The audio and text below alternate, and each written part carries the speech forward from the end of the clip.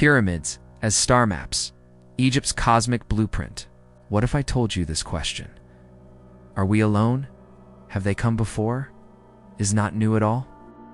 Long before telescopes, before satellites, before even the first whispers of science fiction, humanity was already staring upward. And in one corner of the desert, an ancient people decided not just to watch the stars, but to carve them into stone. Welcome back to Whispered Chronicles, echoes of forgotten lore. In our last journey, we followed a visitor from the stars.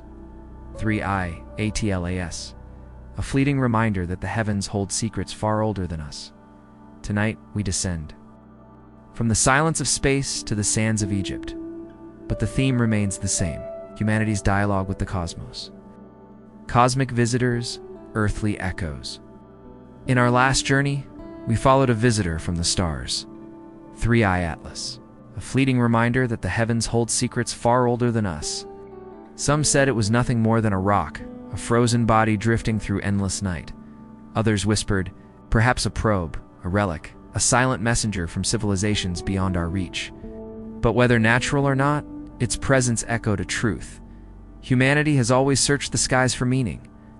And thousands of years before telescopes or satellites, the ancient Egyptians were doing the very same. Yet unlike us, they did not simply gaze upward. They chose to answer in stone.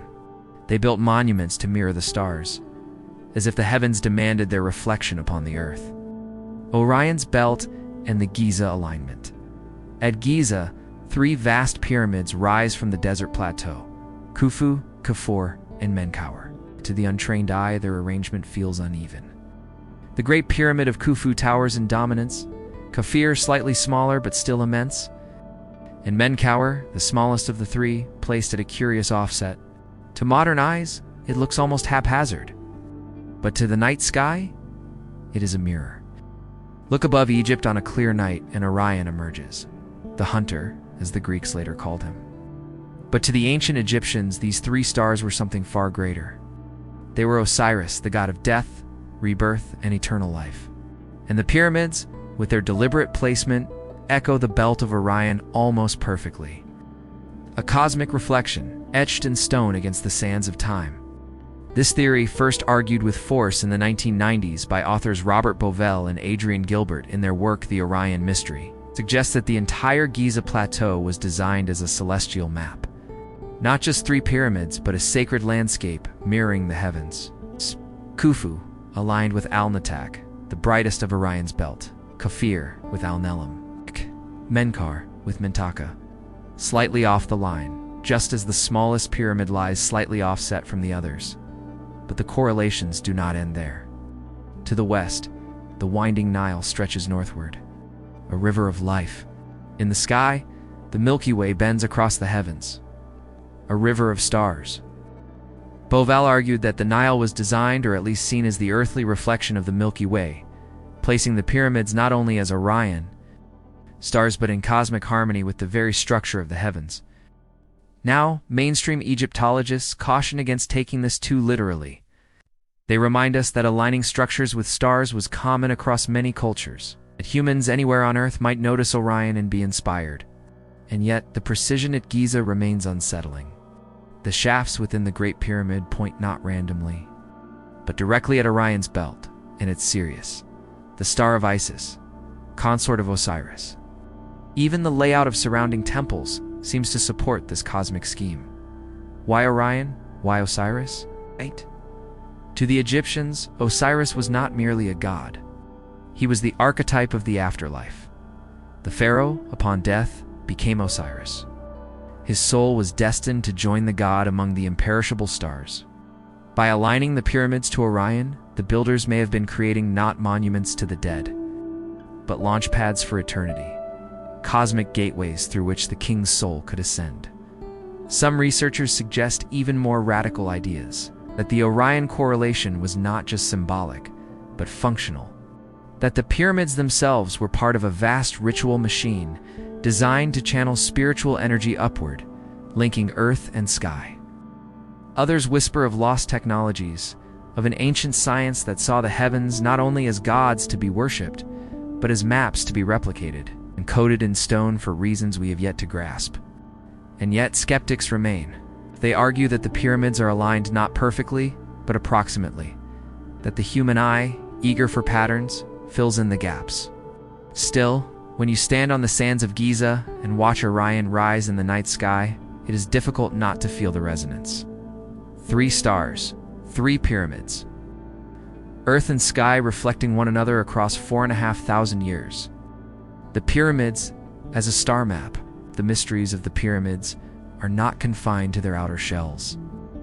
Deep within the Great Pyramid of Khufu, passageways and shafts cut upward through the stone. At first, they appear to be simple ventilation ducts, yet their angles, their destinations, tell a stranger story. 2 shafts emerge from the so-called King's Chamber. One points toward Orion's Belt. Osiris once more, the eternal king of the stars. The other aims toward Sirius, the dog star, brightest in the night sky, sacred to the goddess Isis. Osiris and Isis were the ultimate divine duo, representing death and rebirth, just like the pharaoh's afterlife journey. Meanwhile, the Queen's Chamber holds 2 more shafts.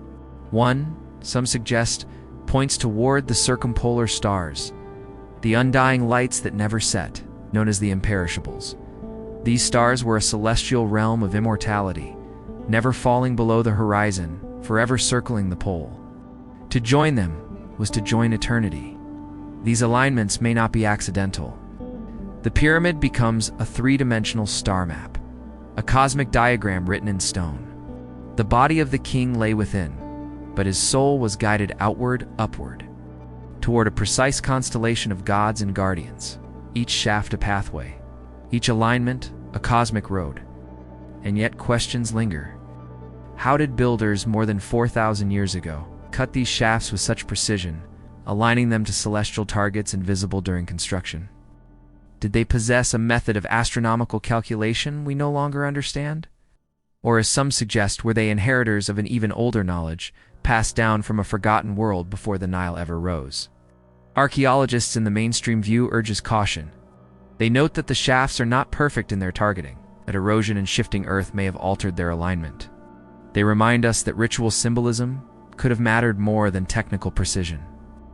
Yet even with these caveats, the pyramid still whispers of something greater, a monument that was more than a tomb. It was a machine of eternity, tuned to the stars. Knowledge beyond time. When faced with such alignments, we must ask, how? How did a Bronze Age culture with copper tools and manpower alone design monuments so vast, so precise, and so cosmically aligned? One answer is patience. The Egyptians, after all, were careful observers of the sky. Over centuries, perhaps over millennia, they charted the risings and settings of stars, building an intimate calendar of heaven. By this view, the pyramids are the ultimate expression of that devotion, the marriage of ritual, power, and cosmic order. But others suggest a darker possibility, that the knowledge was not born in Egypt at all, it was inherited. From an earlier civilization now lost to us, Atlantis, swallowed by the sea, Lemuria drowned beneath forgotten waves. Could fragments of their wisdom have survived, carried to the Nile by wandering survivors, encoded in architecture that would outlast time itself? And there is a third theory. One more unsettling still, that the Egyptians did not work alone. Across the world, we find ancient monuments echoing the stars, the great temples of Angkor mirroring the constellation of Draco, the layout of Teotihuacan in Mexico echoing Orion's Belt once again, separated by oceans, by continents, by time, yet speaking the same celestial language. How? Some whispered the forbidden answer, that teachers came from above, that the gods were not gods at all, but visitors. The pyramids, then, would not merely guide pharaohs to immortality, but stand as a message, a signal in stone saying, "We were here. We taught you to remember the heavens." Academic scholars recoil at this suggestion. They see it as a disservice to the ingenuity of ancient people. And yet, the enigma remains. Pyramids stand 4.5 millennia later, stubbornly aligned to the stars, whispering of a connection between earth and heaven that should not have been possible. Their silence is not empty, it is deliberate. And perhaps one day, when the stars align once more, we will finally hear the message in their stone. They captured eternity.